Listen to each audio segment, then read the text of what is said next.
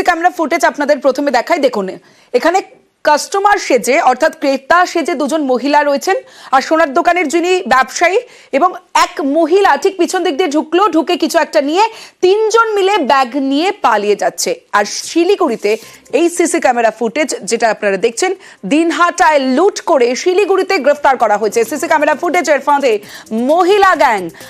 জানুয়ারির শুরুতে এই ঘটনা ঘটেছিল। জানুয়ারির শুরুতে দিনহাটার সোনার দোকানে লুট, এরকমই ক্রেতা সেজে তিন মহিলা ঢোকে, তারপরে এইভাবে লুট করে নিয়ে পালিয়ে যায়। কিন্তু কিভাবে ধরলো সিসি ক্যামেরা ফুটেজের পরে, কিভাবে তিন মহিলা ফাঁদে পড়লো জানাবে শুভঙ্কর, রয়েছে আমার সঙ্গে। শুভঙ্কর, দেখো, গত 8ই জানুয়ারি দিনহাটা শহরের একটি সোনার দোকানে এই চুরির ঘটনা ঘটে। অর্থাৎ 4 জন মহিলা সেই দোকানে সোনা কেনা অছিলায় ঢোকে এবং পরবর্তীতে সোনার দোকানদার, যিনি স্বর্ণ দোকানের মালিক ছিলেন, তিনি একটু বয়স্ক ছিলেন এবং দোকানে একাই ছিলেন সেই সময়। তিনি সোনা মাপছিলেন, সোনার অলংকার। সেই সময়ই তাদের মধ্যে থেকে একজন মহিলা দোকানের ভিতর ঢুকে লকার থেকে সোনার বেশ কয়েক লক্ষ টাকা সোনা নিয়ে এবং পরবর্তীতে বাকি মহিলাদের নিয়ে চম্পট দেয়।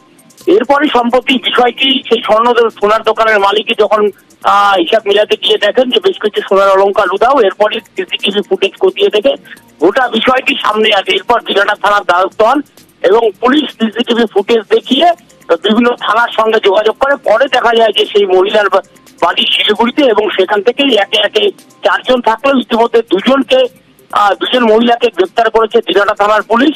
পাশাপাশি বাকি 2 জন মহিলার খোঁজে তল্লাশি শুরু করেছে। এছাড়া কয়েক লক্ষ টাকা যে সোনার গয়না, তার মধ্যে অর্ধেক সোনার অলংকার উদ্ধার হয়েছে। বাকি সোনার গয়নার খোঁজে তল্লাশি শুরু করেছে দিনহাটা থানার পুলিশ। বেশ শুভঙ্কর। ওখানে আমাকে যে মহিলা ছিল তারপর এমন করছে, আমি দেখি নাই, ও দেখলো যে দেখে নাই, তো এইটা ছিল আলাদা। আর ফটো স্ক্রিনে দুইটাই নিয়ে কি নিয়ে গেছে ওনারা নিয়ে গেছে, পাশা নিয়ে গেছে, চেন নিয়ে গেছে। কত টাকার জিনিস হতে পারে? 8-10 লাখ টাকা। 8-10 লাখ টাকা নিয়েছিল কি কিছু? না, টাকা শুধু সোনাই নিয়ে গেছে। সেটা কি সোনার বার নাকি শুধু গহনা? সব গহনা নিয়ে অ্যারেস্ট করে সঙ্গে সঙ্গে এনাকে জিজ্ঞাসাবাদের পর জানা যায় যে ইনি চুরি করা জিনিস রেখেছিলেন এনার বাড়িতে।